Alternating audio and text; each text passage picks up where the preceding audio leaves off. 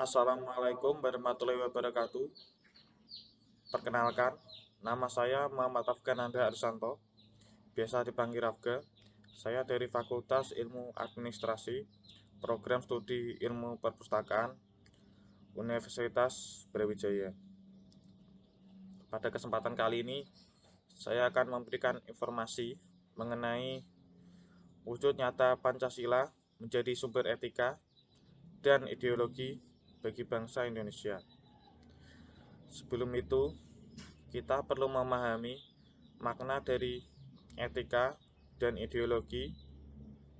Jadi, etika merupakan suatu cabang falsafah yang memberikan penjelasan mengenai sistem-sistem pemikiran secara mendasar tentang ajaran dan pandangan moral, sekaligus juga bisa dikatakan sebagai sebuah cabang dari ilmu-ilmu yang berkaitan langsung dengan kemanusiaan atau humaniora.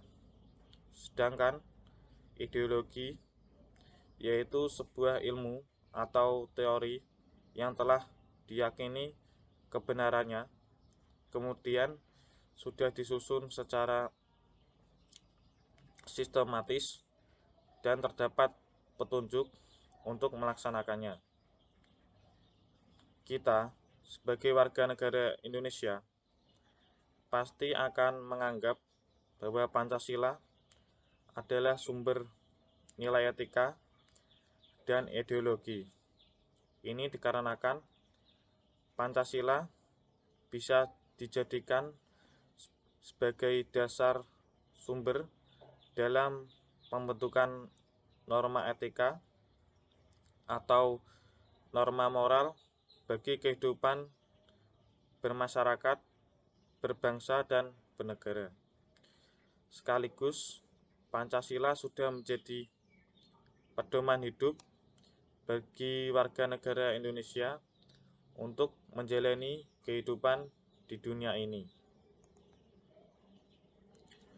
Bangsa Indonesia saat ini sudah berhasil merumuskan norma-norma etik sebagai pedoman dalam bersikap dan bertingkah laku. Norma-norma etik tersebut bersumber pada Pancasila sebagai nilai budaya bangsa.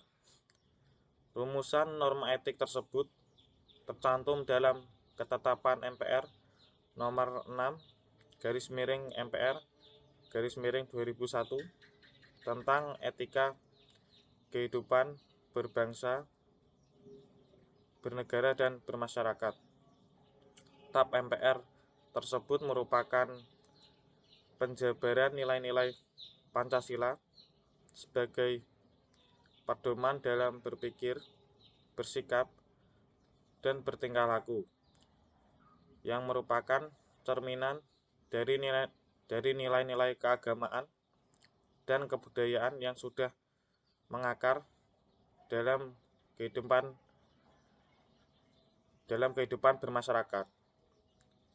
Rumusan tentang etika kehidupan berbangsa ini disusun dengan maksud untuk membantu memberikan penyadaran tentang arti penting tegaknya etika dan moral dalam kehidupan berbangsa.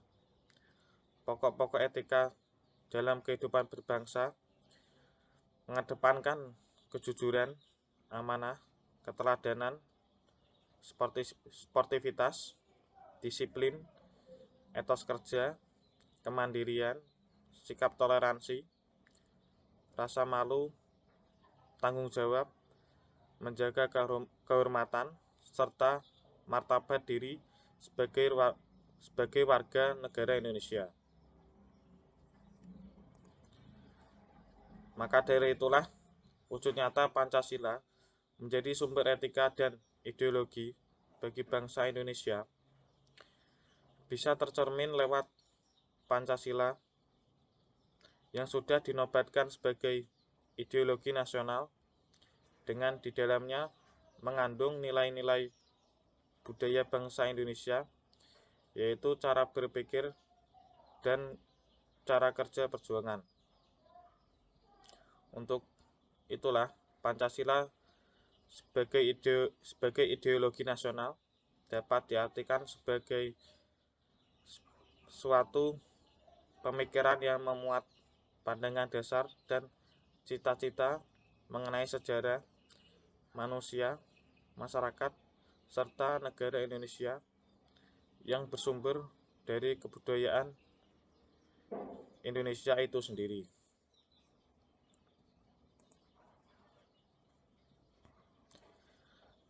Selain itu, wujud nyata Pancasila yaitu sudah tercantum dalam pembukaan Undang-Undang Dasar 1945 yang menyatakan bahwa Pancasila merupakan sumber hukum yang berlaku di negara Republik Indonesia, dan karena itu secara objektif Pancasila merupakan suatu pandangan hidup, kesadaran, cita-cita hukum, serta cita-cita moral yang luhur meliputi suasana kejiwaan bangsa Indonesia ini.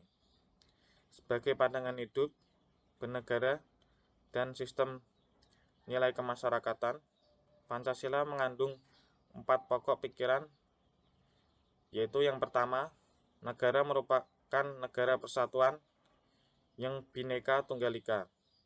Persatuan tidak berarti penyeragaman, tetapi mengakui kebhinekaan yang mengacu pada nilai-nilai universal seperti ketuhanan, kemanusiaan, rasa keadilan, dan seterusnya. Yang kedua, negara Indonesia didirikan dengan maksud mewujudkan suatu keadilan sosial bagi seluruh rakyat Indonesia dan berkewajiban pula mewujudkan kesejahteraan serta mencerdaskan kehidupan bangsa Indonesia. Yang ketiga, negara didirikan di atas kedaulatan rakyat.